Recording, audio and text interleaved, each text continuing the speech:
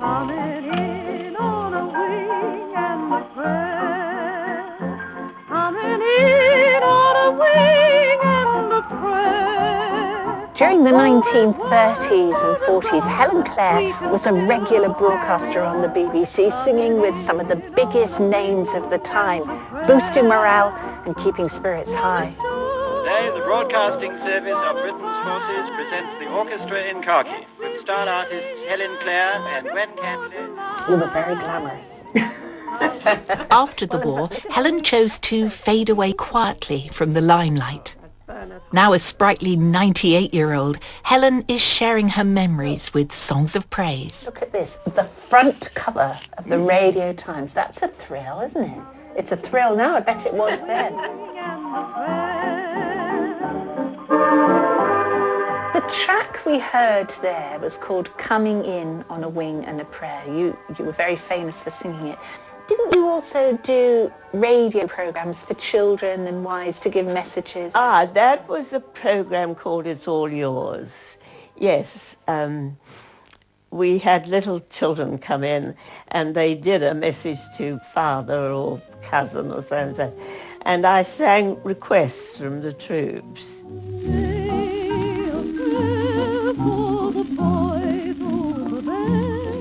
Did you visit the troops in their camps as well? Oh yes. Gosh, I've been through so many army camps. But I was at my happiest when I was entertaining.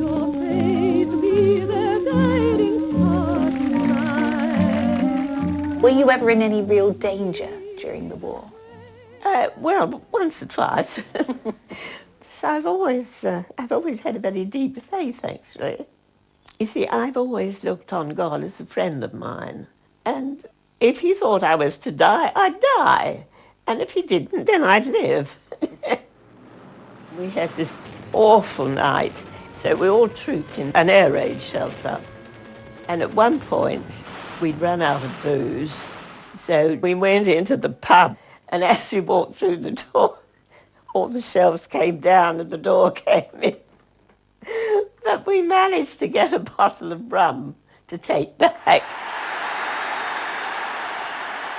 So Helen, where were you on VE Day? I just wanted to be on my own. I went back to my flat, climbed down onto the roof, and just looked out over London. It was an emotional feeling. There'd be no more bombing and no more killings. So I just sent a prayer up of thanks for it.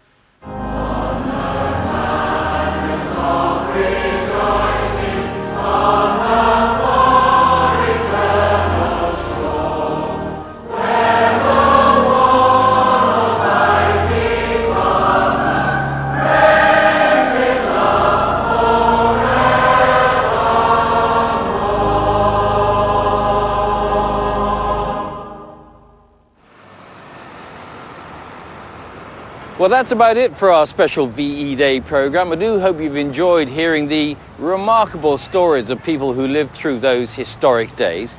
Next week, it's the turn of the younger generation when 3 senior and 3 junior schools battle it out in our School Choir of the Year competition. And our last hymn today comes, appropriately enough, from the Royal Garrison Church of All Saints in Aldershot.